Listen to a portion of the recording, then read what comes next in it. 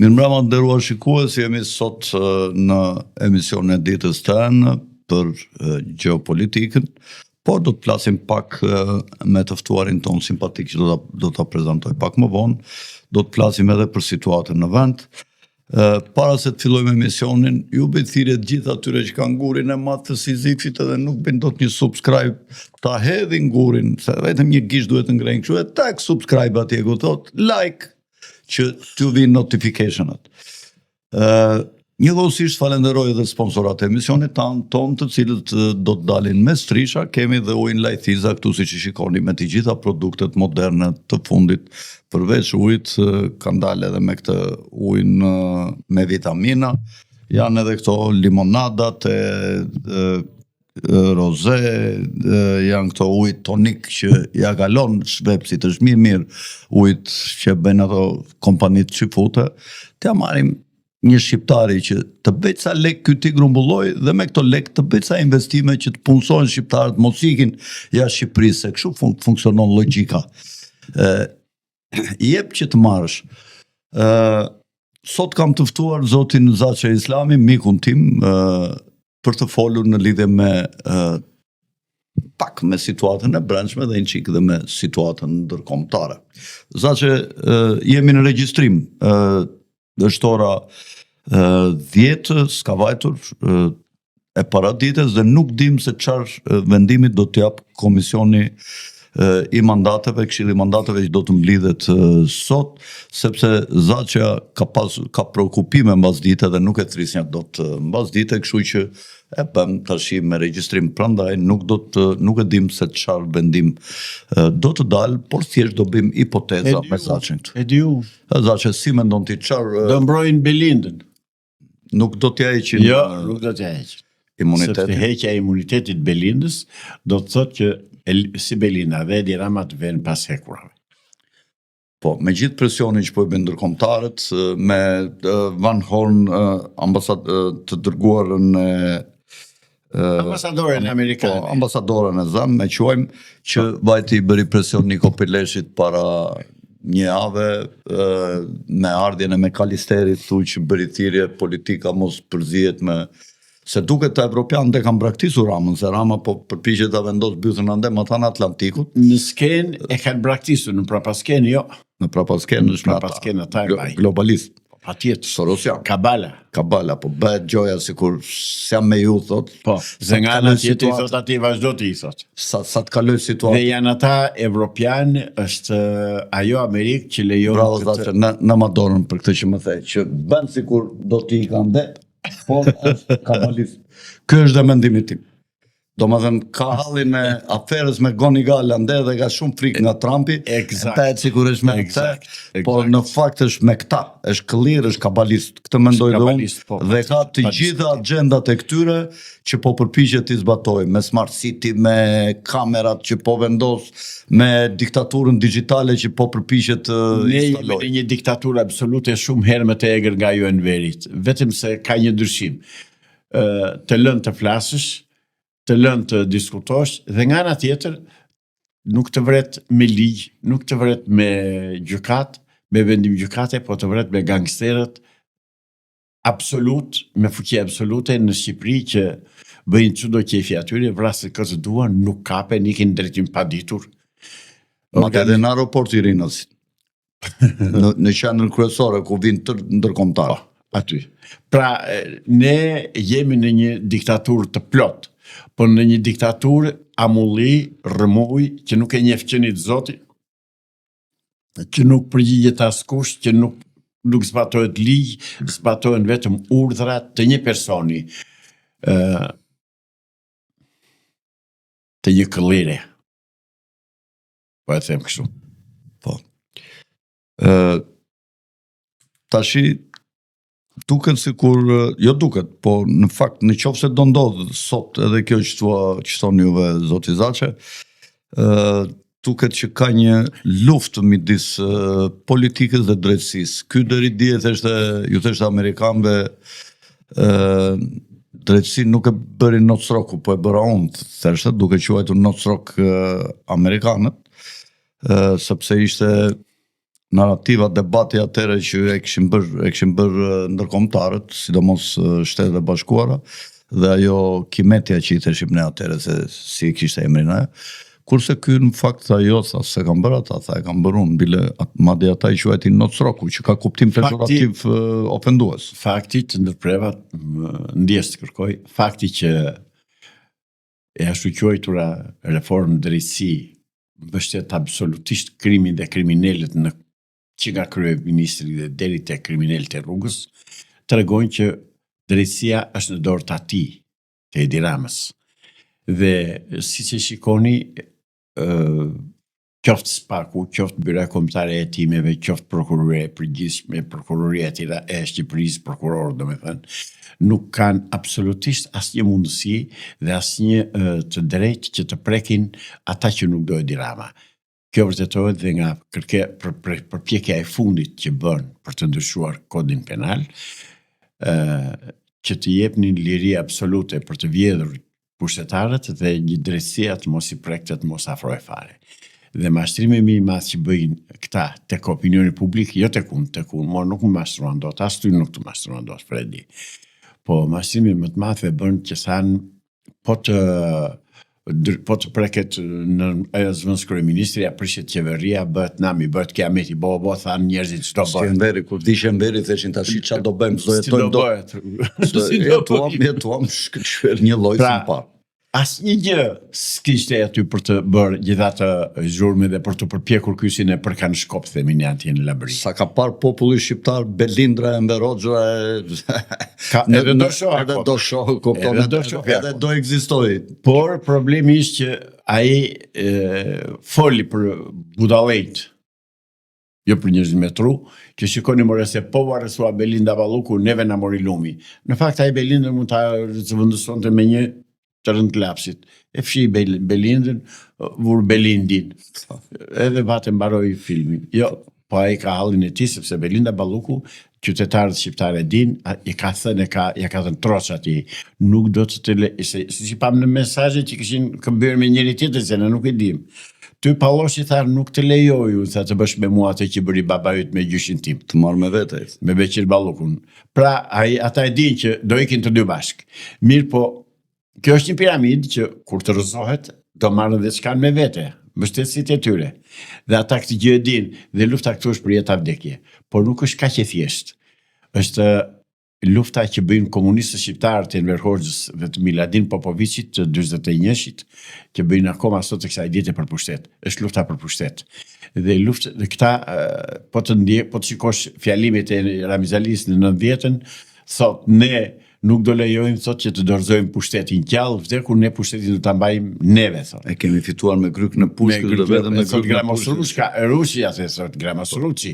Pushteti vjen merret me grykën e Pushkës dhe mbrohet me grykën e Pushkës. Dhe këta këtë duan të bëjnë. Se sa do t'i lejoj Perëndimi, se sa do t'i lejojnë amerikanët. Ka mundësi zase që këta që ishin anti-imperialist, anti-social-imperialist. Absolutisht. Ka mundësi. Mashtrimi të Verit, po të lutem Fredi. Pro Amerikan të mëdhenjta. Edhe na thonë ne që na futën në përburgje për si pro Amerikan, na thonë ju jeni anti-Amerikan, ne nuk u lëm të shohim në Amerikën, ne kemi ne Amerikën, ne kemi tonë, nuk e lëshojmë. Si ka mundësi? Po se Amerika i mban këta. Kaq hipokrit janë këta. Jo, se janë këta hipokrit. Është Amerika që i mori i strehoi të gjithë komunistët e Shqipërisë në Amerikë, të gjithë sigurimsat, të gjithë hetusat, të gjithë antarët e Komitetit Qendror dhe të komiteteve të partisë rretheve. Mos harroj që ka dy Amerika, është Amerika e Sorosianëve, ata i morën, ata kanë pasur shumë pushtet. Me Clintonin, me Obamën, me po tani ka dalë ajo Amerika origjinale, reale. Po tash dhe këta prandaj janë në siklet jashtëzakonshëm, sepse Amerika reale po u ka vënë ujt në rrogos dhe do t'i përmbysi. Çështje kohe është. Zaçë si mendon ti ka ndikuar kjo vizita e Ramës në Izrael, në Jeruzalem dhe takimet e tij që Trumpi pranoi ta takonte atje në këtë takimin multilateral, domethënë. Po çfarë takimi ishte? Njerëz se ftoi njëri ky vaqi vet. Po e zëp se e ftuan. Aty është ftuar Shqipëria, nuk është ftuar Shqipëria. Jo ky me emër. Po. si Shteti shqiptar. Edhe ky vajti tua shteti shqiptar. në fakt duhet vinte ai Po dhe ajo një presidenti, prim ai Merumi. Duhet vinte ai është përfaqësuesi i shtetit, po ai Merumi flet gjumë edhe s'ka ka vajtë merret me s'ka kohë të zgjohet, është akoma në gjumë. Le dhe flër. Shiko, vajtja atje ishte një syve për qytetarë shqiptarë për të thënë që Amerika është me mua. Në një farë masë Amerika e mban këtë në pushtet. Ti lëm shakat. Të mos thonë të Amerika ky nuk pinte një gotë ujë. Kjo është e vërtetë. Ti thua që e ka mbyllur ky me Amerikën, e futi në xhep, nuk do ketë ndonjë pasojë që Amerikanët si shte të ngrejnë të fusin në një shpull, pëse. Si shohim nga lëvizjet, nga jeta ndërkombëtare, Amerika ka dhe problemet të brendshme të saj që nuk ka shumë kohë të merret me këta. Dhe mendoj që kur të merret me këtë do merret ashtu siç duhet. Kam shpresë se Amerika do ta rrëzojë. Nuk mund ta mbajë një njeri të tillë në politikë që i shkakton Amerikës probleme të mëdha, sepse këta janë fuqizuar aq shumë, e kanë kaluar si në loan e të gjitha këto bandat e mëdha ndërkombëtare të drogës dhe me këto para këta bëjnë çfarë të duan. Zaçe, si mendon ti në këtë konfliktin që ka lindur mes globalistëve dhe Trumpit, sidomos me City of London, me qendrën botërore të globalizmit, qendrën financiare. Luftë titanis, jo, prit ta mbaroj. Shqipëria, në rast se globalistët ty në një luftë, siç shumë analistë e mendojnë, me Rusinë dhe Amerika të rishet atje në perëndim midis dy Amerikave, përpiqet kap Groenlandën, Kanadan gjatë kësaj periudhe që këta mund të fillojnë luftën me njëri tjetrin, Evropa me Rusinë. Kina mund të kap Tajvanin dhe kontrollon zonën e Oqeanis, Filipinë, Malajzi, gadishullin e Indokinës. Dhe këta e ndajnë botën në 3 rajone, në fakt, Rusia, Hartlandin, atë që quhet Hartland ose ish Bashkimi Sovjetik, dhe çështja e luftës tash do të bëhet për Evropën lindore. Ka një shprehje të filozofit të madh gjeopolitik britanik Alfred Mackinder, kush zotëron Evropën lindore, zotëron tokë zemrën, që është Rusia. Kush zotëron tokë zemrën, kontrollon Euroazin. Kush kontrollon Euroazin, kontrollon ishullin e botës. Dhe gjithë lufta bëhet gjithmonë për Evropën lindore. Kush do kontrolloj Polonin, vendet baltike, Çekoslovakinë, Austrinë, Bullgarinë, Rumaninë, Serbinë dhe Ballkanin. Tash po të them një fakt që e di unë, domethënë, mirë për këtë punë. Në Shqipëri po bëhen investime për prodhimin e armëve të ndryshëm, midis cilave dhe fishekëve, për të dhënë një shembull. Në vitin 1988 është arritur kulmi i prodhimit fishekëve në Shqipëri me 80 milion fishek në vit. Kurse tashi do fillojnë fabrikat, vitin e parë do prodhojnë 350 milion fishek. Pra, për çfarë armë? Për armë të ndryshme, për Kalashnikov, kryesisht, po dhe për pistoleta. Dhe makinerit po blihen gjitha në perëndim. Dhe shitjet janë të garantuara ke NATO-ja. Njëkohësisht, Izraeli do hap disa fabrika, ato të vjetra që kanë qenë në Poliçane, për të prodhuar dronë dhe... Izraeli? Po, Izraeli. Në bashkëpunim me Shqipërinë. Pra, ky militarizim i ekonomisë së Shqipërisë, po, në këtë mënyrë po militarizohet gjithë Evropa dhe vendet e tjera, Maqedonia, Malizi, po përpiqen ti militarizojnë dhe të bëjnë një pjesë të madhe të ekonomisë tyre në funksion të luftës, çka tregon që jemi drejt një lufte të NATO-s me Rusinë. Ashtu siç e thash unë. Tash në qoftë se Amerika të riqet dhe Shqipëria ngelet midis Evropës dhe Rusisë, si e shpjegon ti, si mund sillet Evropa me ne për këtë largim që po i bën qeveria shqiptare në politikën e saj? Mund t'i jap kjo pasoja që në rast se Evropës i krijohet një mundësi t'i godasë edhe një herë shqiptarët si ndëshkim, ashtu siç i kanë goditur në fillim të shekullit në luftrat ballkanike, në konferencën e ambasadorëve të Londrës ku na morën gjysmat e territoreve tona. Praktikisht Evropa është në influencën e Rusisë. Dhe rusët nuk heqin dorë nga ish perandoria e socializmit në Evropë dhe në Azi. Por ajo që di unë dhe që e din dhe shqiptarët është që rusët kurrës nuk kanë hequr dorë dhe nuk do heqin dorë nga bazat që kanë pasur në Evropë, në Shqipëri, në Ballkan, sidomos pas Alimanin, që e kishin bazën kryesore për të kontrolluar Mesdheun. Siç kanë amerikanët bazën amerikane në Sudha të Kretës, ata kishin bazën e Vlorës. Tani që do përplasen rusët me amerikanët, jo me evropianët. Evropianët i kanë në thes ata, në çdo kohë që të duan. Dhe evropianët aktualisht i mërën Amerika. Tani në qoftë se evropianët do e kanë caktuar 1 trilion buxhetin Evropa. Po, të mbrojtjes, një lloj sa Amerika. Por nuk është e pamundur që të përballojnë Rusin. Pse? Jo, Rusin jo. Pse? Ka hapësirë të jashtëzakonshme. Po ka territor të madh. Hapësirë dhe Evropa ka të madhe. Po këtu ka dëndësi popullsie të madhe Evropa. Popullsi ka Evropa më të madhe. Po, dhe ushtri mund të mobilizojë Evropa më shumë. I bëhet ai mund të mbledh maksimumi 1 milion ushtar, kurse këta mund të mbledhin dhe 2 milion, dhe 3 milion. Armatime e kanë buxhetin në armë konvencionale, e kanë të paktën 30 fish më të lartë se sa Rusia. Rusia e vetmja mundësi që ka potencial për t'i kërcënuar janë armët bërthamore që Evropa nuk i ka. Pikërisht pra atë po them, pra ai mund të shkojë drejt një lufte bërthamore nëse Evropa mund të shkojë me armë konvencionale bërthamore. Domethënë me armë të një taktike të vogël, jo strategjike. Jo strategjike, pra taktike, që i godit qytetet kryesore të cilat Evropa i ka me një dëndësi të jashtëzakonshme për kilometër katror. Pra dëmet që i bën Evropës. Mund të ndodhë kjo. Mund të ndodhë. Por dëmet që Tirana mund të jetë rrezikuar nga një gjë e tillë. Meqense ky ky lideri global i del aty rusit pula s'ka me del pra ngatrohet. Se qa do ky që vetë atje i thonë këta Sorosian të ajtë se ti ai ndej me rrugë. Edhe i duket si vetja si Enver Hoxha në atë kongresin e 61 atje në Moskva, 60 në Romanin, Bukuresht. Qofsha i gabuar, po u shikoj që se na merr më qafë dhe ne ky kështu me këto politika. Po ai nuk pyet për neve. Ai hyr nga mezi vllas, mos themi as i pari as i fundit, po hyrte nga mezi, qa doj deli pari ti atje, ti takat s'ke. Po ai si bëse ka takat Fredi, ai bëse ka me urdhër nga qendra që e komandon dhe që e mban në pushtet dhe që pranon të gjitha pislëqet që ka bërë ky në lidhje me zgjedhjet në Shqipëri dhe me mbajtjen diktatoriale të pushtetit, të vjedhjes të pushtetit, se në fakt në Shqipëri pushteti asnjëherë s'është votuar, gjithë jetën është përcaktuar. Derisa arritëm edhe na përfaqësojnë dhe deputet të tipit Zenjines. Imagjino se ku ka arritur Shqipëria.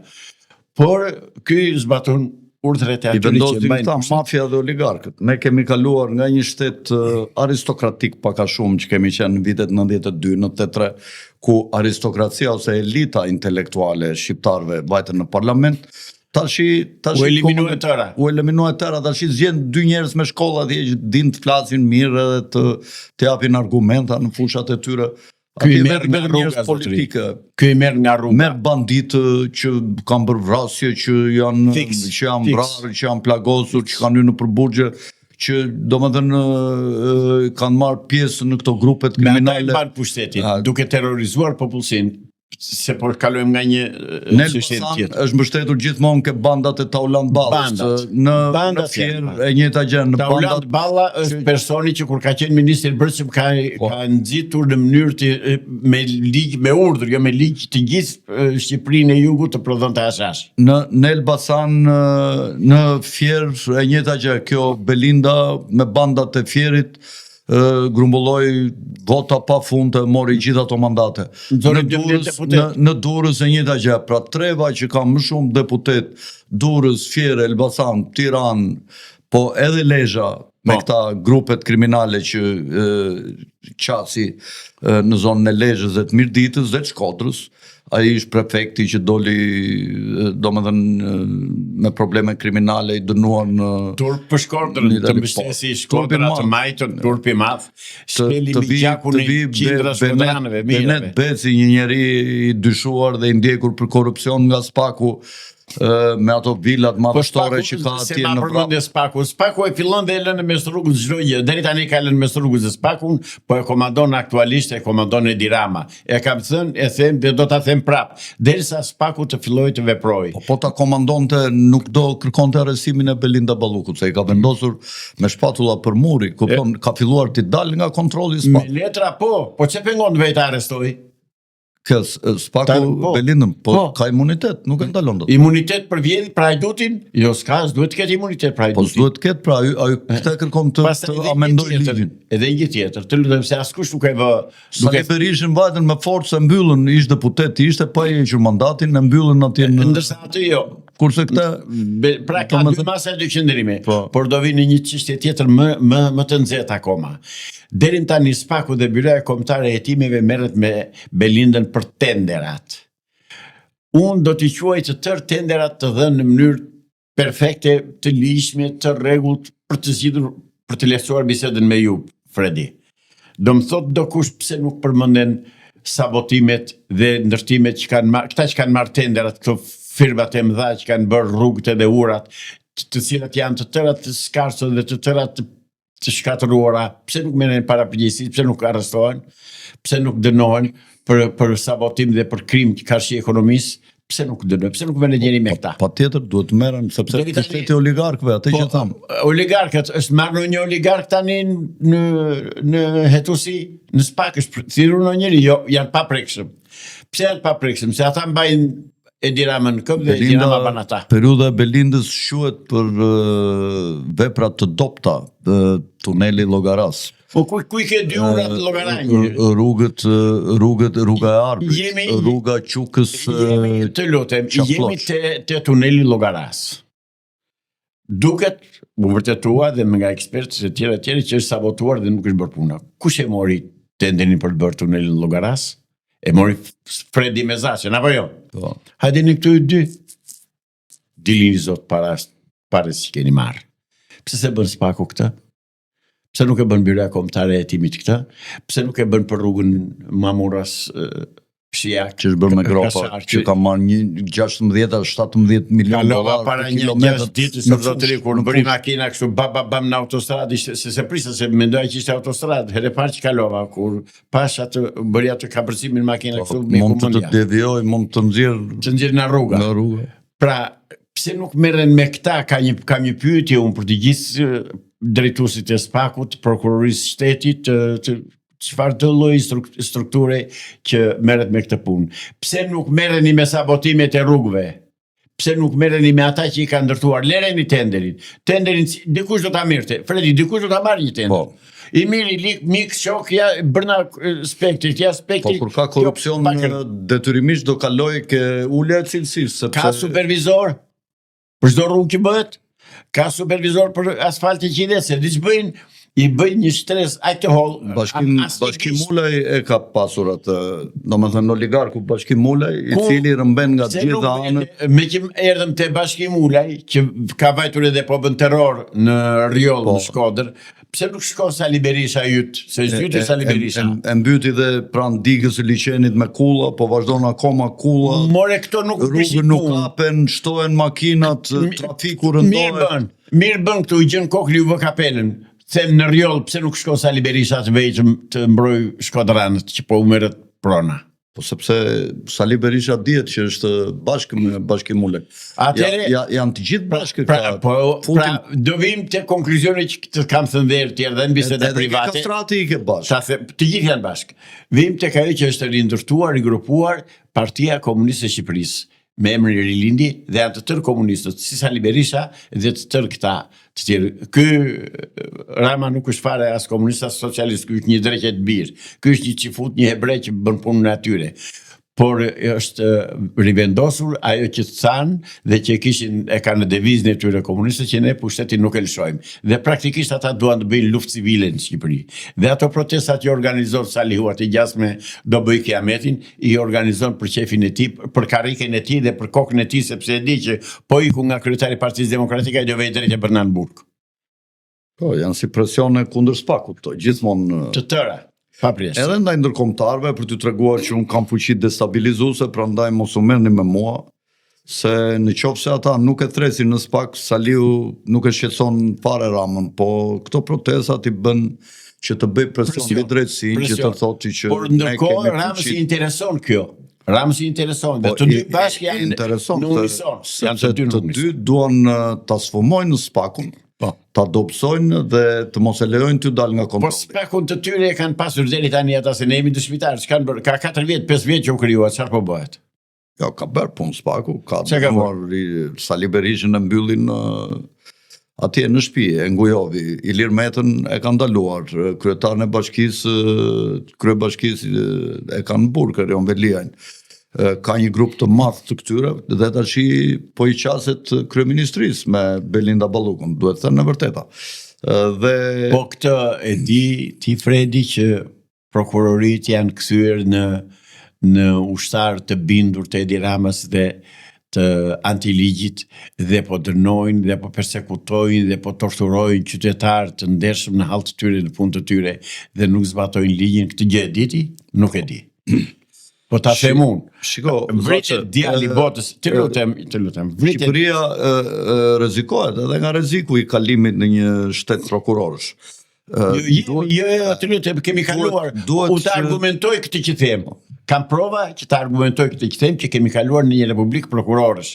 Po jo republikë prokurorësh, po republikë gangsterësh të veshur me pushtet dhe me atë dokumentin e drejtësisë. U tha dhe u vu një rregull, siç e vun vetë këta, që nuk do shkoj askush në drejtësi pa bërë shkollën e magjistraturës, e cila është një zero me bisht, një shkollë partia asgjë tjetër. Dhe në fakt shiko se ke gjyqtare dhe prokurore 22-23 vjeçe. Në Shtetet e Bashkuara të Amerikës poshtë moshës 50 vjeç nuk të afron njeri në katedrën e drejtësisë, gjykatës. Megjithatë, këta zotëri shkelin ligjin me të 4 këmbët.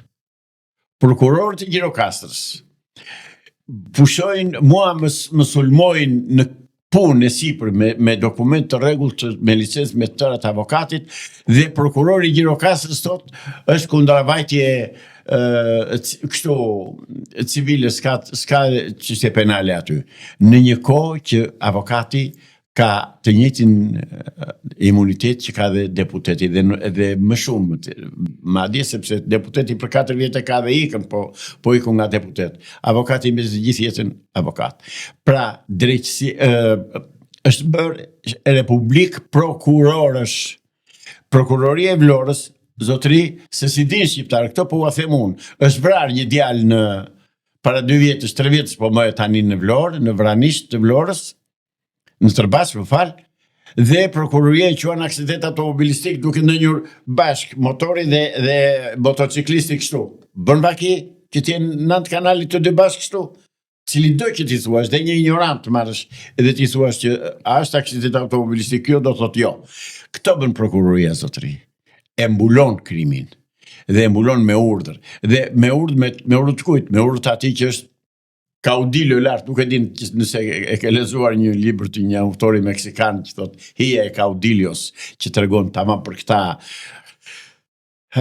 kapot që komandojnë grupet e krimit dhe të veshura me atë petkun e një partie politike dhe që bëjnë terror të qytetarët e thjeshtë.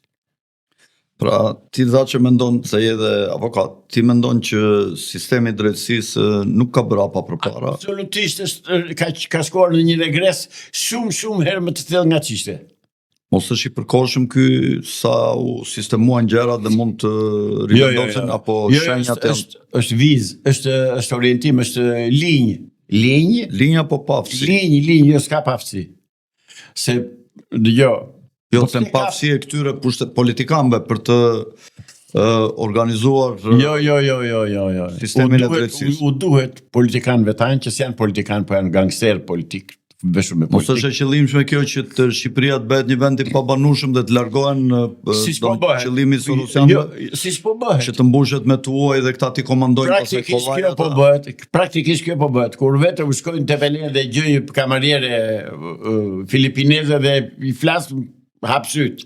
Po se këta nuk duan shqiptarë, se shqiptarët rebelohen, kam tokën e tyre, kam vendin e Të tyre. pasaj do shkojmë tek politika e kazarëve që duan të zhdukin rasën e bardhë dhe të na eliminojnë duke na zvendësuar me të zinj. Do Ti të thua që shkoj kjo apo jo? po bëhet e qëllimshme nga Absolutisht nga- politik. Nga Kabala dhe nga Illuminati, nga ata që Rilindja. komandojnë botën. Ata po në bashkëpunim me rilindjen. po si është rilindje kjo? Rilindje kjo se rilindi Partia e Punës, po dakord jam me tyja.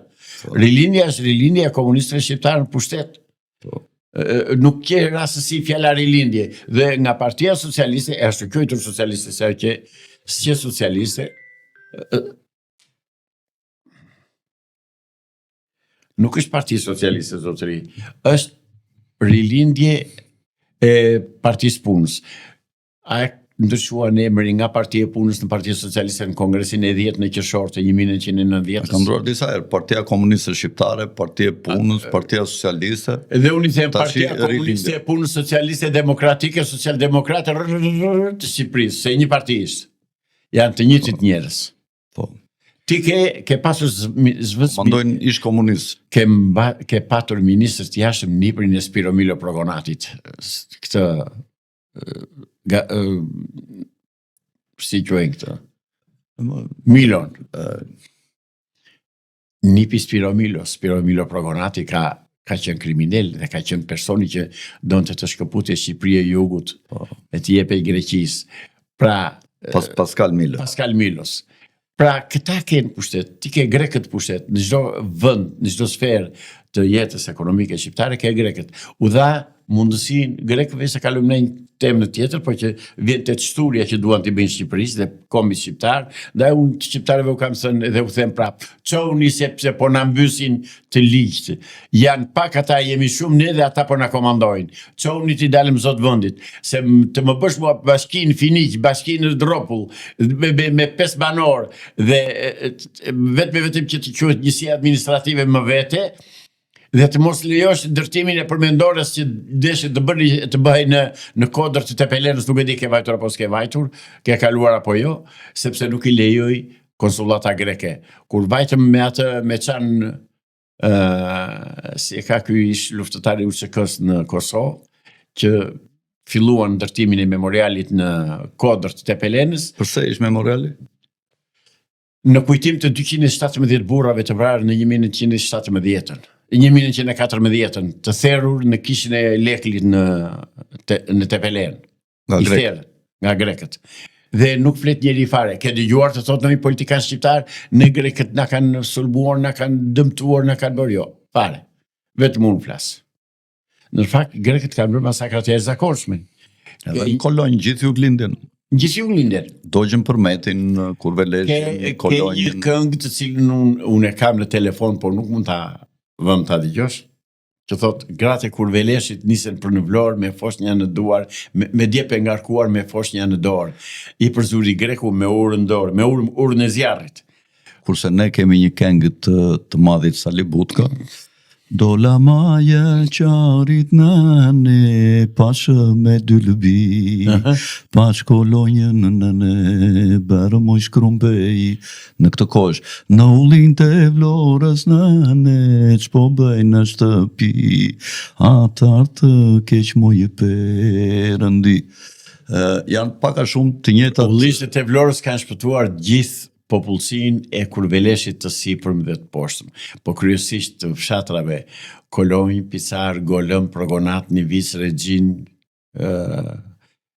dhe ikën sepse erdhi greku dhe u strehuan. Ato vendet tona ande Juglindja, domethënë në ajër, ndihen klithmat e njerëzve, të foshnjave, të plakave, të pleqve, të vrarë dhe bajonetat e grekëve, të djegur, dhe në krye të tyre ishin ca tradhtar shqiptarë që ju prinin dhe ju tregonin në familjet e krishtera të kolonjës ku kishim shehur, ku kishin marrë disa pleq bektashin të miqve të tyre që ikën, u larguan ose luftuan me armë në dorë kundër grekut, për shkak të miqësisë që kishin pasur me shekuj, ju morën fëmijët ose prindrit, u morën si prindrit e tyre, këta vinin, këta të tradhtarët e fshatrave dhe i theshin, këta pleq nuk i kanë të tyre, i kanë të filanit, janë Bektashin, ose fëmijët edhe i merrnin, i diqnin, i ekzekutonin dhe i vrisnin.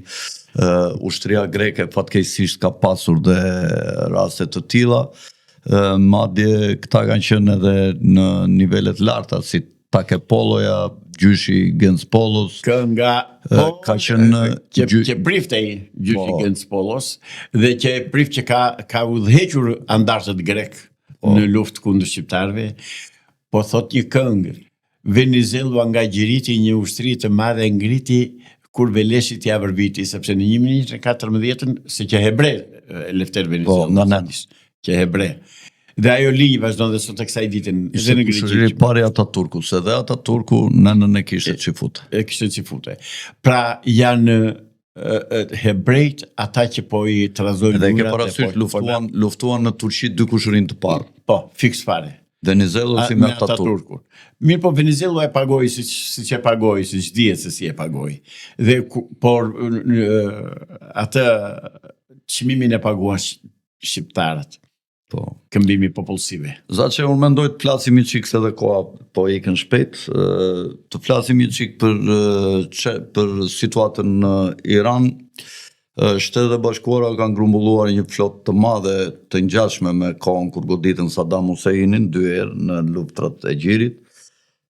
Ka mbledhur shumë luftanie, flotë detare, flotë ajrore të fuqishme, ka grumbulluar rreth 35-40% të kapaciteteve të saj Shtetet e Bashkuara, ndërkohë ka bisedime në Gjenevë midis përfaqësuesit ministrit të jashtëm të Iranit, sidomos për çështjet e pasurimit të uraniumit dhe për të vendosur disa mundësi kontrolli mbi Iranin nga agjencia bërthamore në Vjenë, me qendër në Vjenë botërorja, dhe duket që ka një përpjekje nga presidenti Trump për të anashkaluar presionin e madh që po i bën lobi që fut në Shtetet e Bashkuara për ta shkatruar fuqinë e fundit që i bën ball furisë së shtetit të sionistëve të botës nëpërmjet shtetit të Izraelit për të bërë Izraelin e madh, dhe duket që ka një përpjekje dhe një akrobaci deri tash të suksesshme të Trumpit që të mos luftoj kundër Iranit, ashtu siç pati dhe një përpjekje duke shfrytzuar rrethana ndërkombëtare për të mos larguar gazianët nga Gaza, duke u përpjekur të krijojë atë bordin e paqes ku të futen shumë shtete të botës që ta mbështesin projektin e tij, të cilin Izraeli nuk e ka mbështetur, madje dhe palestinezët, Hamasi nuk e ka mbështetur 100%, ka vënë kushtet e veta për funksionimin e bordit të paqes.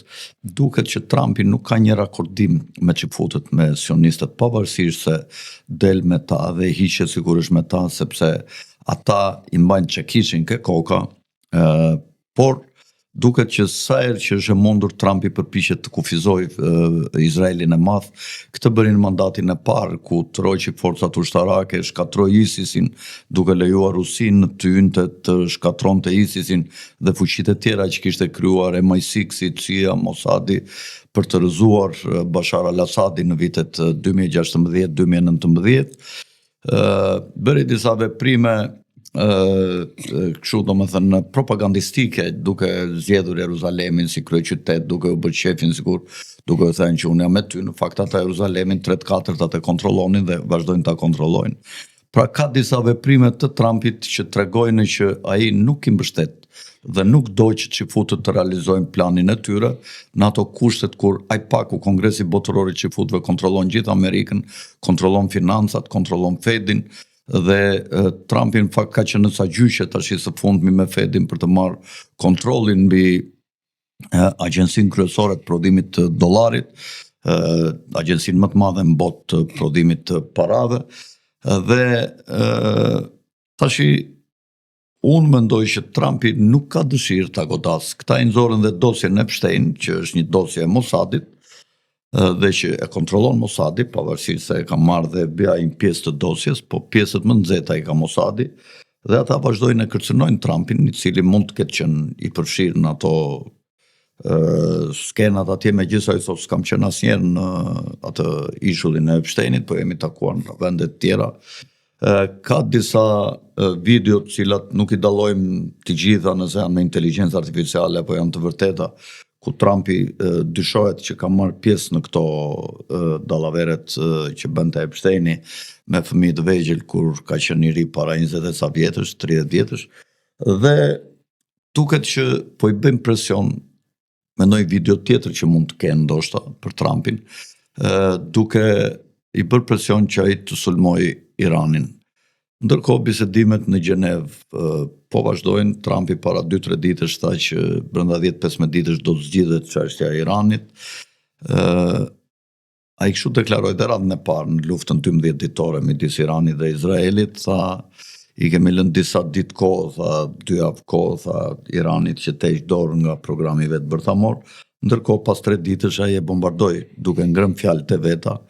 Mund të jetë prap një situatë e këtilla, apo ti ke ndonjë mendim si unë që ai nuk do ta godasë Iranin, sepse Irani është kundër globalistëve. Dhe Trumpi është kundër globalistëve. Trumpi armiku më të madh ka City of London. Nuk ka as Rusinë as Kinën. Londër. Gropën septike të gjithë botës është Londra. Por këtë mendim kam dhe unë që nuk do ta sulmoj sepse humbjet dhe dëmi që mund të pësojnë, se Irani është një shtet shumë i madh, me sipërfaqe shumë të madhe. Edhe me një popullsi gati 100 milion banor, sa do dëm që t'i bëj, prap nuk do ta dëmtoj sa ta shkatërroj që të mbroj Izraelin. Këtu lufta bëhet për të mbrojtur Izraelin, për të krijuar një Izrael të madh. Dhe këtë luftë e bëjnë qifutët, kryesisht qifutët e Amerikës. Sionistët. Qifutët, sionist, pas se ka qifut që janë sionist. Ka qifut që dalin kundër sionizmit. Por nuk kanë fuqi ata, fuqinë e kanë ata që e kanë sionistët, ata që kanë parat. E ka Rothschild, e ka Rockefeller, e kanë Morgan, e ka Dupont. Ata janë një burim i madh frymëzimi moral. Ata dolën me palestinezët, antisionistët qifut, dolën me palestinezët protestonin. Edhe kjo është për të duar trokitur. Te ky forum i paqes, dhe tek ata ka njerëz shumë të mirë, dhe që i duan muslimanët, kanë jetuar me muslimanët në lidhjen e mesme për mira vjet. Këtu more çka ata e madhe kështu. Lidhje kafe, feja është kostumur zotëri. Sot kam zi nëse do e bëj bezh. Çfarë më thon kjo? Ama jam po ai. Pra lufta bëhet që të rritet Izraeli dhe të pastrojë vendin. Ky forum i paqes për mua ishte një hiç dhe do mbetet një hiç. Të kam bindje absolute, për arsye sepse ai u bë thjesht për të i dhanë, nuk u dënua Izraeli që rrafshoi të gjithë Gazën atje dhe e ka bërë vetëm gërmadh asnjë tjetër, dhe tani rroft sebepi që të shkojnë sa shoqëri ndërtimesh shumë kom që atje ca miliarder të ndërtojnë ndërtesa të reja. Izraeli që thonë ne do të arëzojmë prap, çado që ndërtojnë ata, ne do të arëzojmë prap. Po t'i lënë. Se nuk shta që kollajt që të gjokot shkoj dëshira e Izraelit. Këtu mendoj që duhet të ndërhyjnë, mendoj unë, që fsha e gabuar, po duhet të ndërhyjnë rusët dhe kinezët që të ndaloj një ndërhyrje amerikane në Iran për ta shkatëruar Iranin. Nëse Izraeli bën faktin e kryer, domethënë atë që quhet fait accompli, domethënë dhe sulmon për ta futur dhe Shtetet e Bashkuara në luftë. Mendon ti që nëse Shtetet e Bashkuara nuk përfshihen Izraeli ashtu siç u ndodh 12 ditët në një terror të papar nga shiu i raketave të Iranit. Po nuk u përfshi Amerika mund të shkatërrohet. Po zhduket Izraeli për 24 orë, por nuk pati Amerikën në krah. Ata e dinë këtë gjë, prandaj bëjnë luftën dhe presionet që bëjnë presidentit amerikan. Në qoftë se nuk i mbron Amerika, ka një sulmi eventual, ta t'i shiut me raketa që thatë juve, edhe me dron, me armatim. Tashi flitet që e kanë përforcuar akoma dhe më shumë fuqinë sulmuese iraniane. Pra Izraeli këto i di, edhe Amerika i di, dhe prandaj mendoj që nuk do ndodh një sulm frontal eventual i Amerikanëve në Izrael. Vërtet ka quar luftania atje, ka quar dhe atë luftanin më të madhe, aeroplan basën Abraham Lincoln, me rreth 70-80 avion dhe helikoptere që ka në bordin e saj, me armatime të sofistikuara, super moderne. Mirë po, me këm në tokë janë iranianët.